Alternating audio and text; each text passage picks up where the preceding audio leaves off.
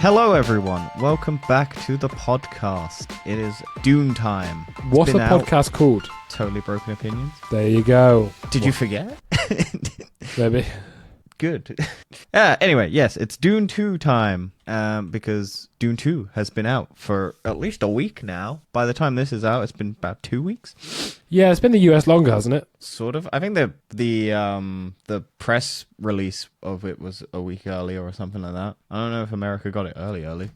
I don't remember. February. Yeah, no, it release date for everywhere else. America didn't get it till March 1st, apparently. Oh, right. Somewhere got it February 6th, so yeah, I don't know. This is a cool... Yeah, I don't know. Who knows? It's a movie. We're going to be talking about it because I really enjoyed it. What did you think? Wow. So, I definitely thought it was better than the first one. I can see that. I think no, the first okay. one is... I made it sound bad. No, I did actually enjoy it. I came out of the cinema thinking that was a really good film. Yes. And I want to stress when I say it was a really good film because to me... It was a film?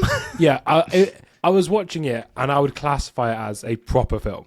Like, it's not just like a bit of entertainment value. It's a proper film. It's cinematography, it's character development, it's progressing the story from the first one. It's just visually very stunning in a lot of places. Like, to me, I think Dune is similar to, I guess, when Star Wars first came out back originally in the 1970s. It probably has Star Wars is heavily influenced by the books. No, I didn't mean just for the... I don't mean just from the story point of view. Yes, of course. But I mean also from... Which I found funny because people were like, what? Yeah. Star Wars is not original? Of course Yeah. not. Nothing's original. No, what I mean by that is it feels like I imagine how people felt when they first watched the first Star Wars films. Yes. The first trilogy.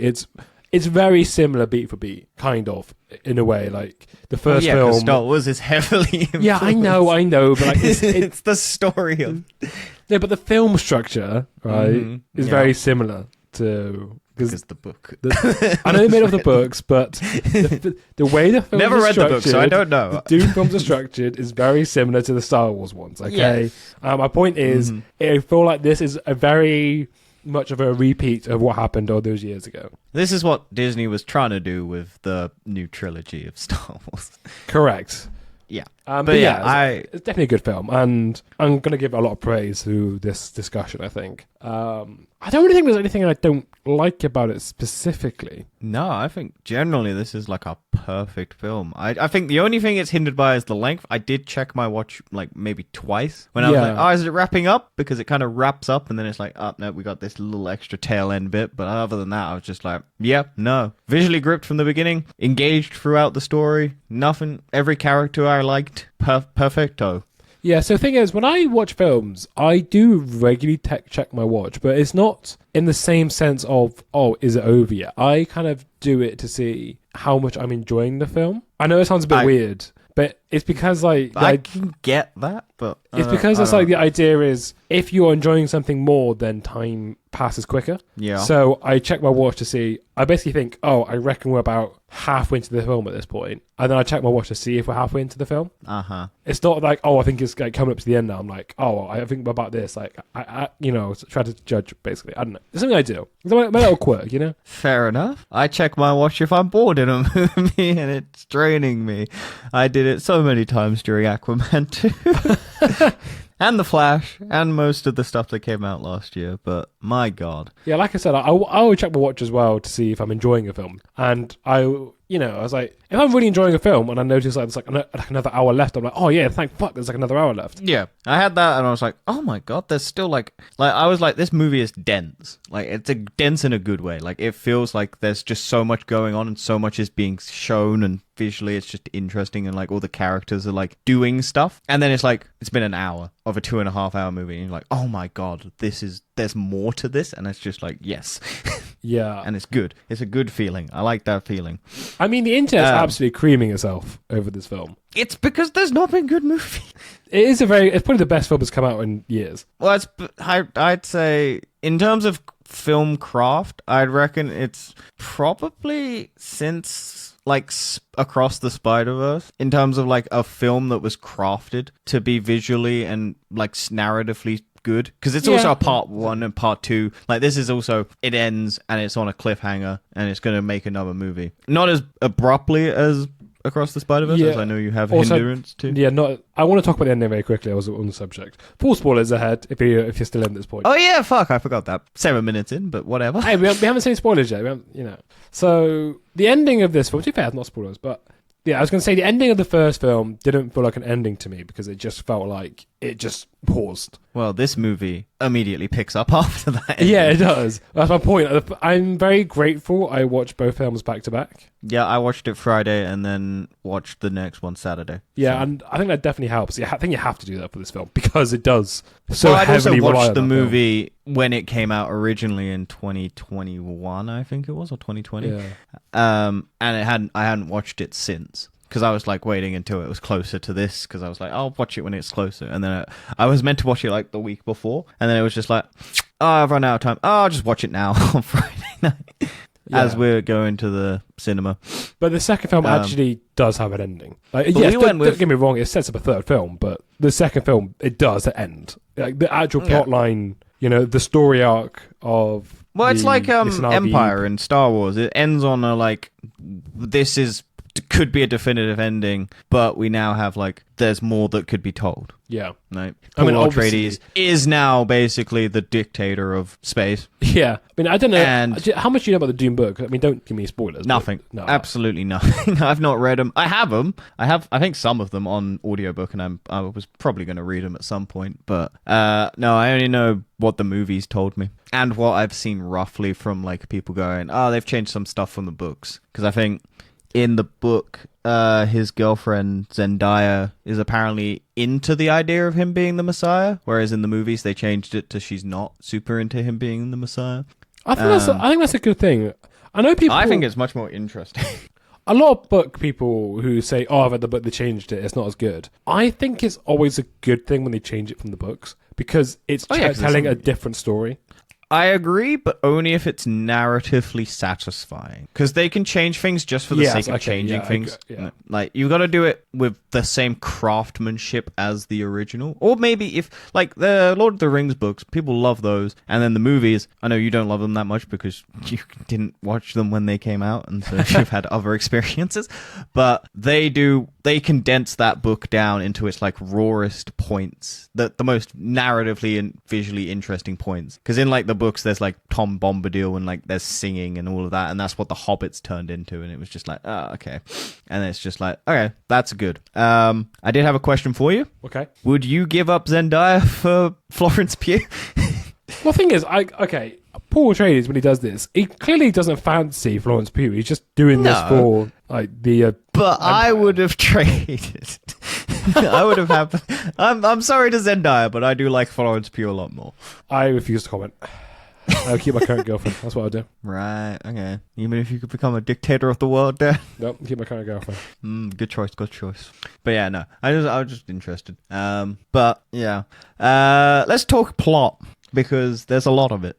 Yeah. Okay, I want to kind of talk about how the plot unfolds in this and when watching it. And something I appreciate. And that is, it doesn't jump around. It's kind of... It's just straightforward. It's linear, but it's linear in a good way. It's like not in a boring way. Yeah, no, it's just telling the story as it goes on, and all of the plot relevant stuff comes out when it's relevant.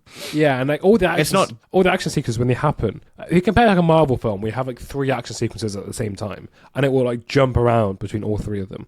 This one will have an action sequence and then discussion. Focus on it.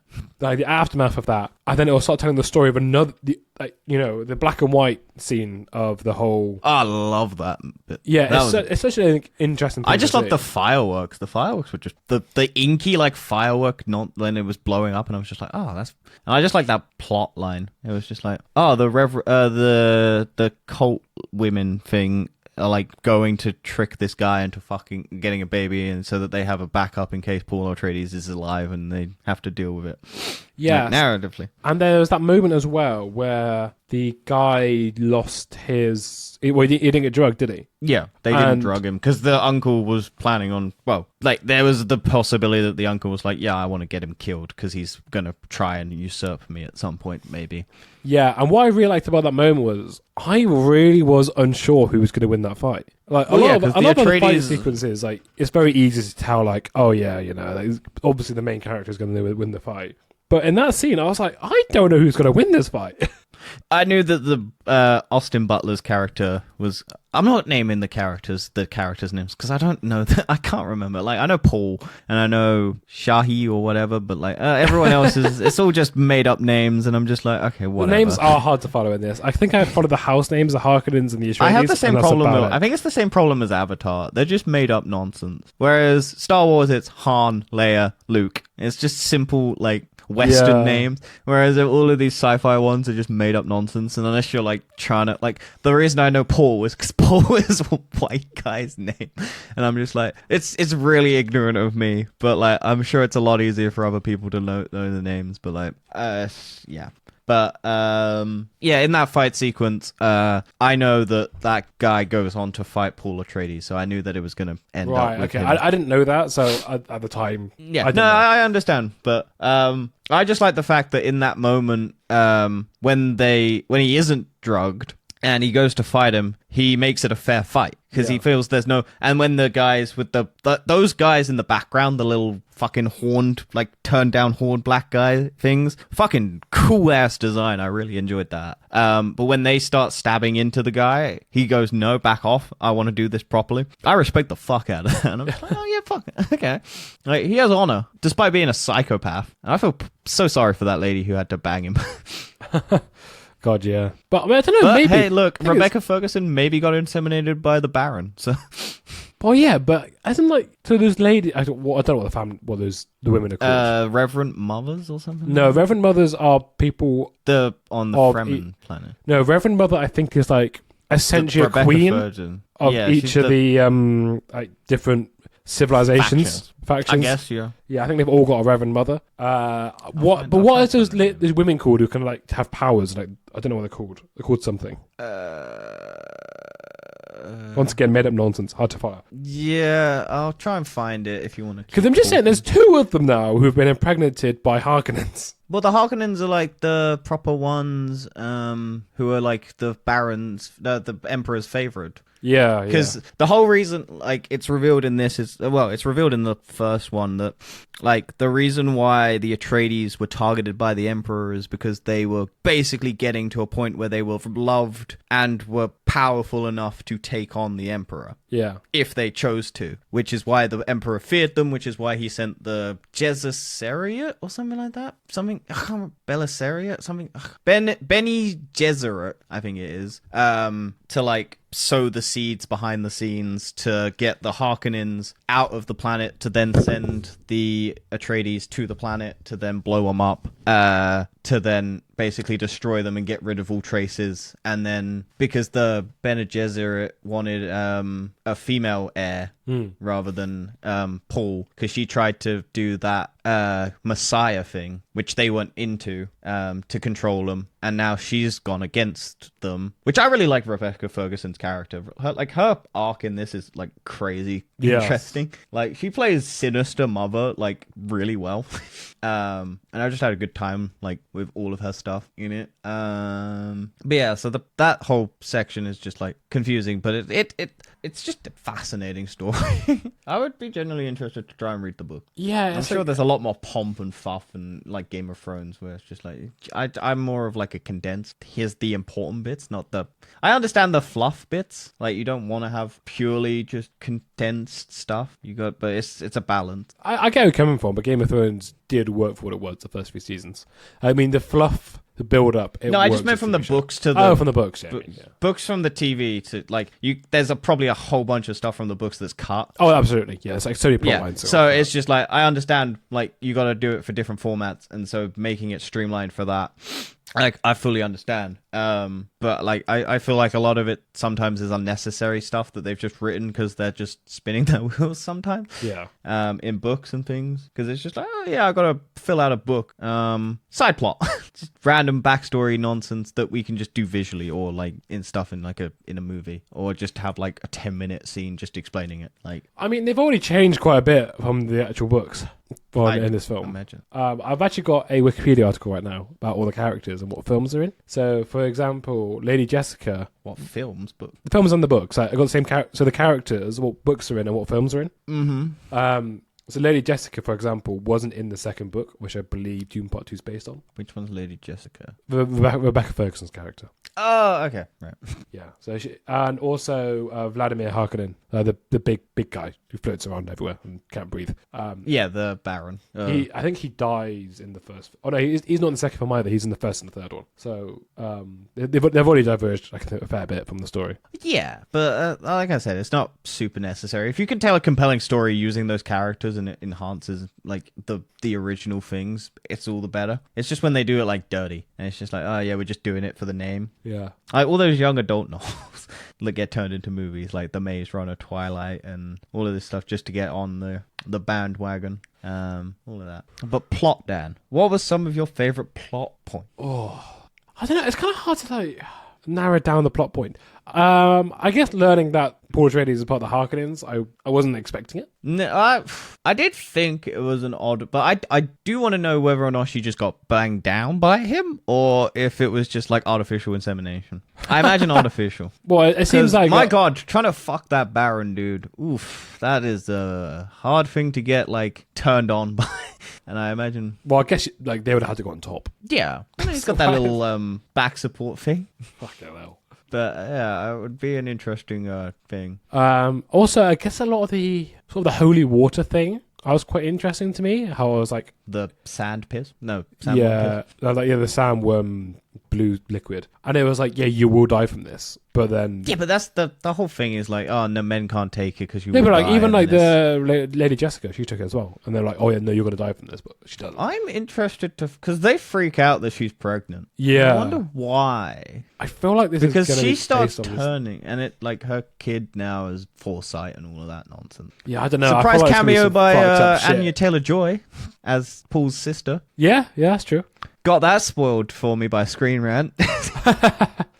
Literally, I looked on, like, it came out on Friday, and I was just scrolling through social media, and it was just like, Screen Rant, how they filmed Anya Taylor-Joy's secret cameo in Dune Part 2 as the headline. And I was just like, why? Why? Like, normally you just go, secret cameo in Dune 2, how the, like, but no, they just put straight up Anya Taylor-Joy in the fucking headline. It was just like, oh, okay, thanks, I haven't watched the movie. My fault for going on social media during a big thing, but most of the time, some companies have respect. Also, they hide it for a bit. Fun fact, Aloe Atreides was actually in the first Dune novel. So that's his sister was called Aloe Atreides. Anna Taylor-Joy was actually in the first Dune novel as like an adult, I think. Yeah, I'm sure the novels jump around a bunch though. I don't know. Like, no, I haven't read them. No, I was just saying fun fact. Like, I just never think how they've changed. Is it? Yeah. Well, she is technically in the first one because her mum's still pregnant in the first. Yeah, technically, you're not wrong. Technically, she's still in it. So we'll see. What to talk about? What was your favourite visual moments? I thought the sandworm stuff was quite interesting when he was riding the sandworm. When he does his first big jumpy ride on it. Yeah, I think that's done. And you get that. It's done quite well. Like a lot of the action sequences in this is done very well. At no point did I felt the CGI off. No, I think this does very well with the CGI. I think it's just a nice... Like, every ship and every design is just like, I believe that is real. I believe that's real. The only one I don't really believe is some of the cityscapes. I'm just like, it seems like a bit too plaster mold to me. I mean, I didn't notice anything, so as far as I'm aware. It's just like the big, like, structured city, like the Harkonnens planet where it's just like... Oh, that. It's not bad. It's just like I think it's before it switches to black and white. It's just like a big shiny planet, and I'm just like, oh, okay, it's a bit too shiny. But I might be misremembering. But I like the action sequence where they're trying to shoot down that drone thing when they're trying to rescue they end up rescuing Josh Brolin's character, I think, where they're doing that big crawler thing. And it has the big like the legs, and they have to hide behind the legs. And then when the legs go up, they have to. I like that action. That was really cool. And like, I think it was quite cool to see. The scale was just good. We actually see Paul Atreides grow into the Fremen.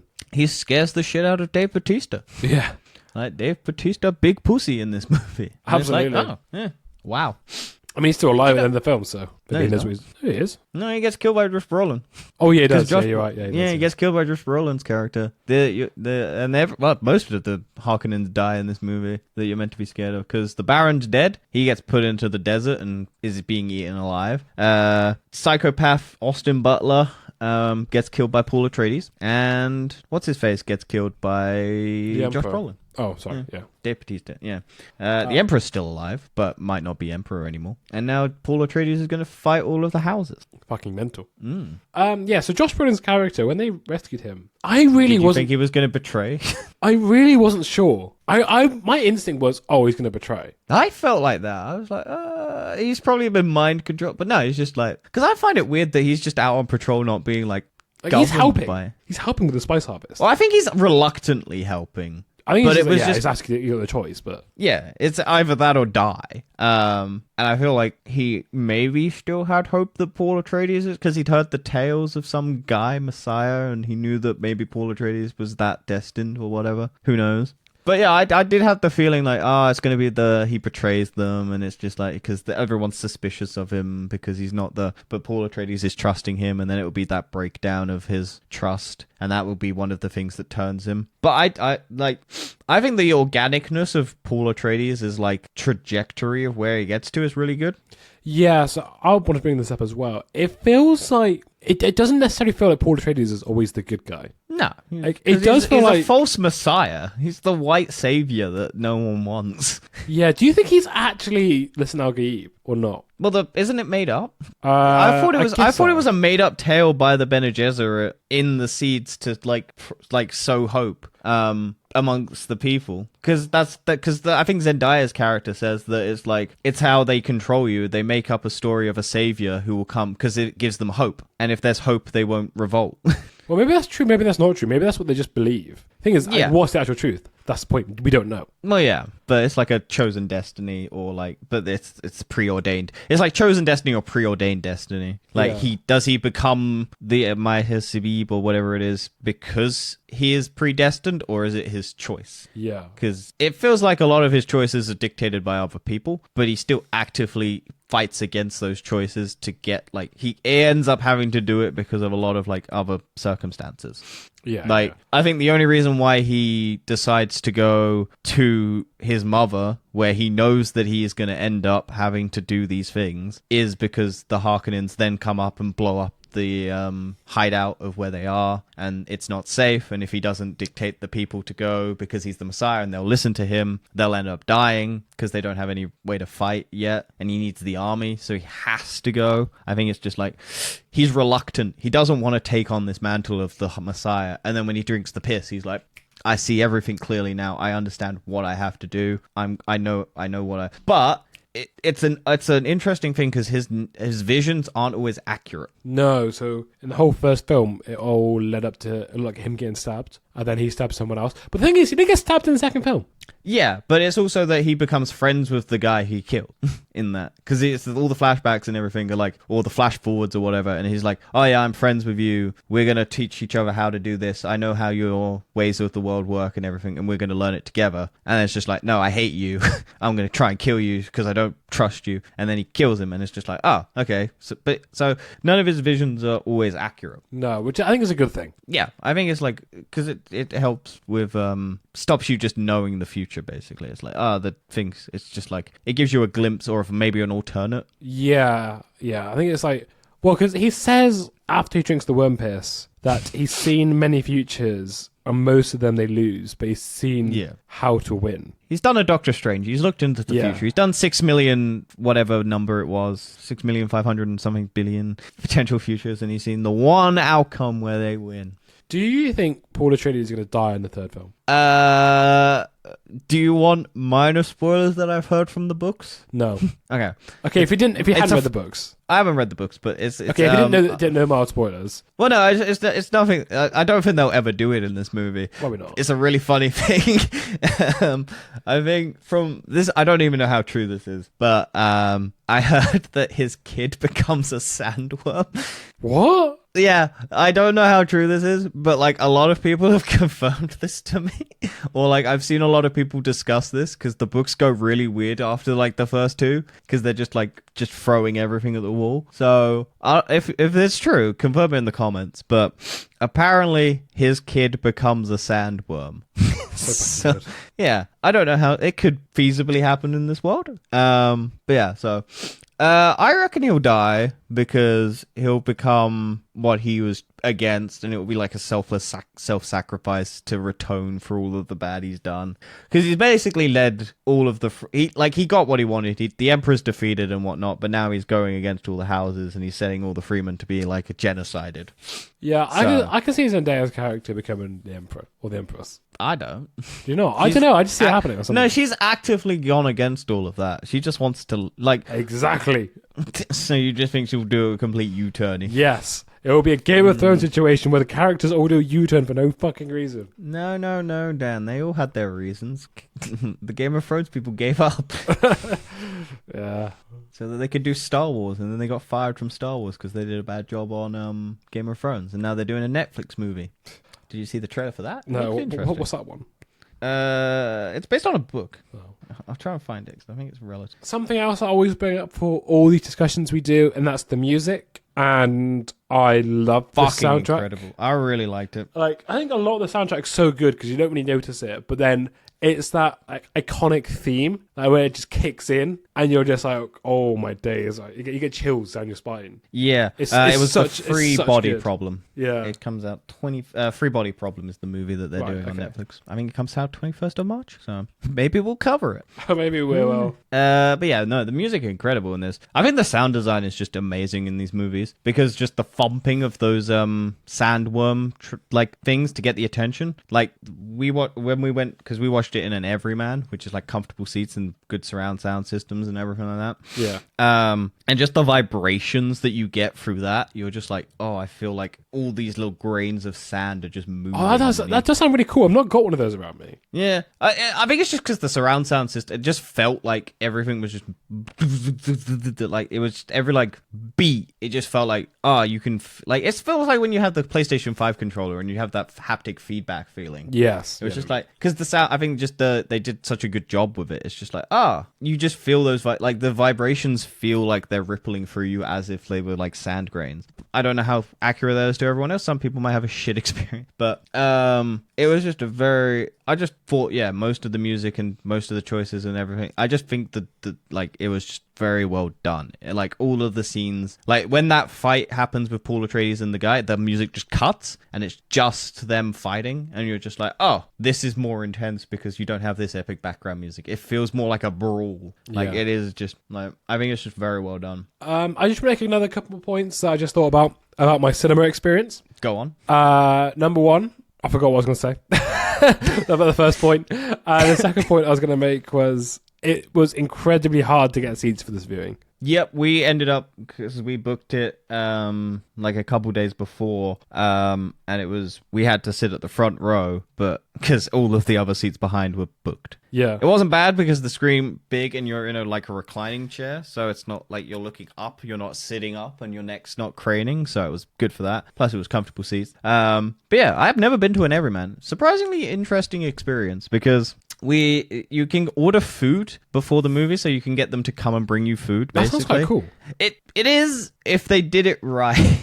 So when we were ordering the food, they basically have someone come over to you and take your order, or they have barcodes that you can scan and get the order. But for whatever reason, it seemed to just be a complete mess when they came to bring everything. So we ordered some stuff, and it got brought over to us, and it was just like, did you order this? No. But some of the stuff that we'd ordered was on it. So we were like, oh yeah, we ordered the Coke, and we ordered this beer, and we ordered this. So they gave us that, and all of the other stuff wasn't what we ordered. So then we got another set of people coming over and going, did you order this? And it was just like, did you not know? Did you not assign the seats to the order?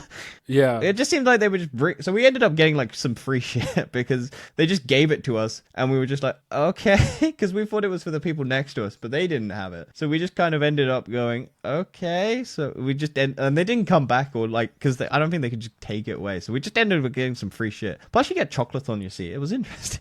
Yeah, it does seem kind of cool experience. It just, yeah. I was worried because I'd heard that you can get food ordered, and I was worried that people would just be ordering food throughout the movie, but they do stop it before the movie starts. So it's all just through the ad. Yeah. So when the ads are playing, you get the food stuff. But once the movie is playing, they turn off the barcode so it wouldn't register. And you'd have to go out to the front to get food if you wanted it. So I was like, oh, that's good. That seems... But yeah, no, it was a good experience. I'd do it again.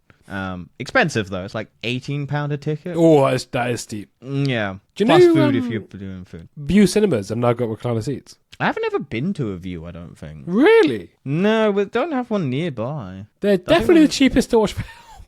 Yeah, but they're not nearby. That's the problem. No. I think all mine are nearby. The closest one might be Cambridge. Oh, really? Which isn't too bad, but considering like I've got an IMAX near me, well, about 40 minutes away. That's the closest IMAX. I know people who we went to the cinema with for the Everyman. There's also an Odeon nearby, I think, so I could do that. But yeah, it was an experience. Okay, I remembered my first point I was going to make now, which was I think Dune and Dune 2 work a lot better in the cinema than they do at home. Yeah, this is definitely an experience. Like I have decent surround sound and a big TV, so after watching the first one again, I was like, "Yep, good, perfect." But it's but thing, watching though, it that... in a cinema, I was just like, "Oh my god!" Also, having an audience is just nice. Yeah, I think when they're engaged.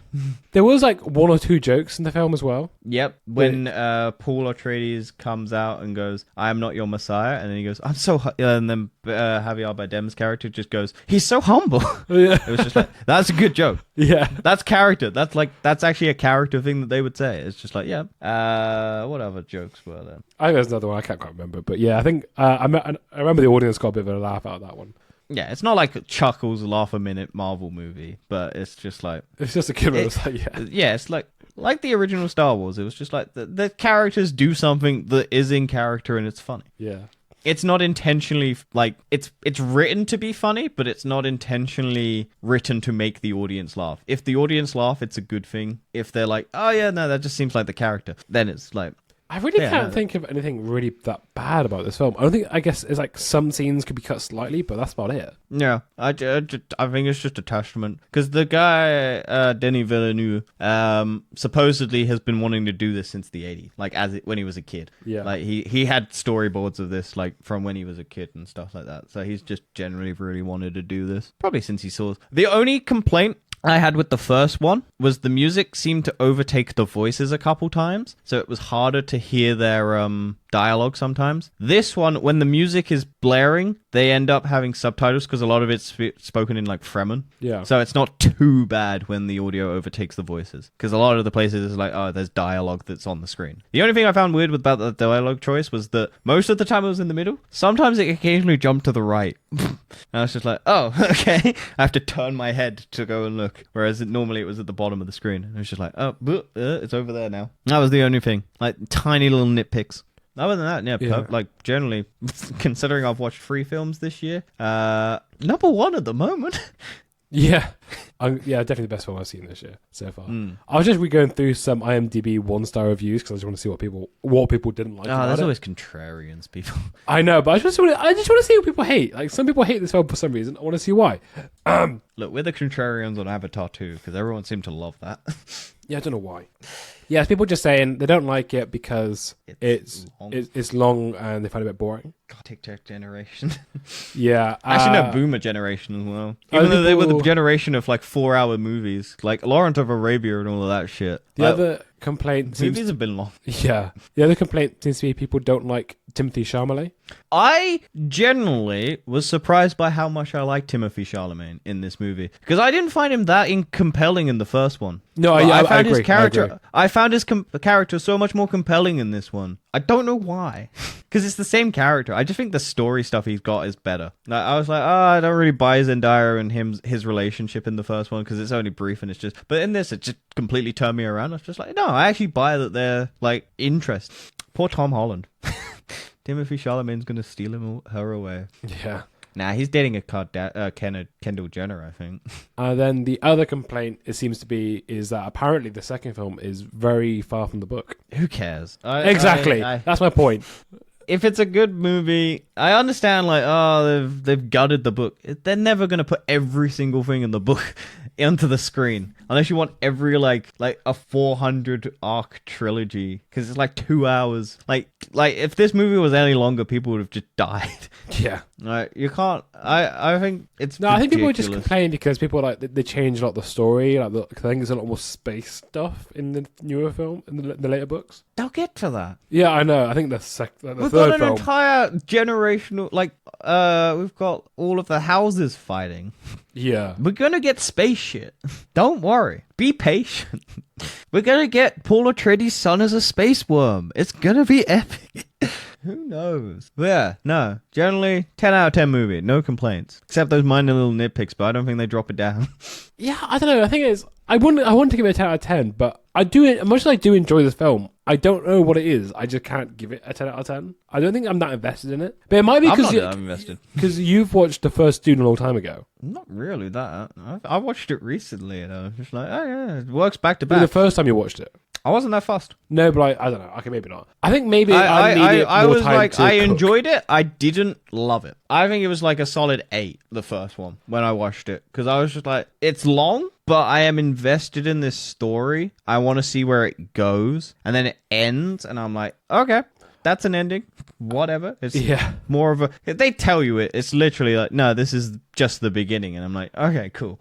And then I watched it because it was like just after COVID, I think. So it was like one of the first movies. I think it released during COVID or something. Yeah, possibly actually. Yeah. Oh, something I want to say that I appreciate is actually the title of this film. I really like how it's called Part 2. Well, because it tells you the first one wasn't called Part 1, Dan. They changed it. Yeah, I know, but I really it's like how Star the Wars, Dan. It was originally just Star Wars. There was no Episode 4. No. But I really like the fact because we've had so many films now that have taglines, and it is Mission Impossible: Dead Reckoning Part 1. And it's kind of... I know we keep track of which films come out in order, but it's getting to a point now it's getting fucking stupid, right? You don't need every film to have a tagline. I'm glad it's different. Yeah, I think it's like. Would you rather Xbox call Dune versus something else? Well, I think the next one might be Doom Messiah. That's what the book's called. Yeah, but that's the thing. It's just like, Maybe that's what it is. Yeah, I know. I know the book is called Doom Messiah, but like that's why I'm like the next one might be just called. They'll probably call it Dune Part 3 Messiah or something. But like it could be like the John Wick, because it's John Wick 1, John Wick 2, John Wick Parabellum, and then it's John Wick 4. I'm like, what? Why is this the titling sequence? So who knows? Could be the Fast and Furious franchise where all of the titles just make no sense until you watch them. Yeah, maybe. Because 3 is after 6 or something like that. So something like that. And yeah, I think my final point I want to make is as much as I feel like I'm not enjoying this film as much as everyone else is, once again, I can't really point why. You're just broken down on the inside. Yeah. Like I said, I can't criticize anything about the film. I just don't enjoy it as much as other people do. I think you're just not that much of a movie person. At the moment, I've been a lot more into true crime documentaries. You've always been into true I know, but I've been really You've into never them. not been. True. But what I will say is I feel like this movie will age like fine wine for me. I reckon we are in the presence of the making of another perfect trilogy. That's a lot of weight to put on the third film. Well, that's the thing, because like, there's never really like. I think Is it going to be a trilogy? it's potential. They might just end No, but it, but Is Warner it going to be Brothers 4 would be- films? 5 films? Who knows? 7 No, I like think- Harry Potter? Well, I think Danny Villeneuve is only working on 3 films. Whether or not they continue after he leaves, if he leaves after the 3rd one, then whatever. It's Warner Brothers, so who knows whether or not this, like, they could have the most successful thing in the world and they'll just can it. Yeah. So they might sell it for scrap parts at this point. Who knows what's going on in Warner Brothers? If they find a tax write-off that they can get away with, they might just scrap it. We might never see Dune 3 because it might get filmed. David Zaslav might go, oh, there's a tax write-off I can get for it. Let's just can it like they're doing for Acme versus Coyote. Yeah, well, I was just seeing how it's doing in the box office at the moment. It's currently sitting at 204 million worldwide. It's made its budget back. Yeah, because its budget was 100. I think it was 100 to 190 million dollars. I feel like it's come out at the wrong time of year. Like, this film should not have come out in March or February. I think it did really well at the beginning. I think it's just because it's a 2-hour and 40-minute movie, and a lot of people are just like, I don't want to watch that. I reckon it would do really well on streaming. Probably, yeah. But it will also not be appreciated on streaming because the first one's not appreciated on streaming. No. Okay. But that's just the state of cinemas. That's just the state of the like. I just don't think they wanted to go against, like, what else is coming out. Like, there's so many films coming out over the summer. I don't think they would want to compete. Well, there's no Marvel films apart from fucking Deadpool, which we have stated I've stated will be the $1 billion movie of the year. I can't remember what your one was. Despicable Me 4. Oh yeah, when's that? I think it comes out before. Well, that would be an interesting battle. Kung Fu Panda's just kind of dropping and not really made a splash, I've heard. So yeah, we'll see how that's doing. But Despicable Me is a much bigger franchise than Kung Fu Panda is. Yeah, but I think it's more beloved Kung Fu Panda than Despicable Me. Yo, you're not wrong, but fucking minions are everywhere. The memes on Facebook alone, they've taken over the world. But who knows? Maybe the minion craze has died. You're hoping so. I've hoped since the minions were created that they die. But as we all know, they're immortal. So yeah. And they would have supported Hitler. If they didn't freeze, they would have supported Hitler. And on that note, we will leave our Dune Part 2 review there. Discussion. It was more of a, whatever, review, whatever. Whatever. It's a good film. It's a good film. Nice. And we haven't had many of them recently, so. I definitely think it's, we're going to end the podcast, but it definitely is the best film I've seen for a very, very long time. I did have a quick scroll through, like, my list of movies from last year, because they're in chronological order, and I was just like, kept scrolling back, and I was just like, what movie did I really, like, just go, that's crazy, like, amazing? And it was just like, Across the Spider-Verse, Mission Impossible, Dead Reckoning, none of these were like I generally really enjoyed those films, and I was just like, okay, so like June last year, get it? June? Yeah, June. Yeah, but it wasn't June. I think it was March or May. I don't actually know if I've seen a film of this caliber, as in, I mean, like, actual... Has an artistic vision. Yes, like an actual proper film, I would say, like an Oscar-winning type film that I've enjoyed ever as much. I've not seen Oppenheimer. Oh, I would have thought you would die. I want to. I actually really want to. I've not seen it. You missed out on the Oppenheimer Barbie trend. I watched Barbie instead. I watched both. Oppenheimer is much better, but I didn't hate Barbie. Barbie is an horror film. It's actually an horror. There's nothing really wrong with it that bad. Yeah, but it's shit because it's not going to win an Oscar. Yeah.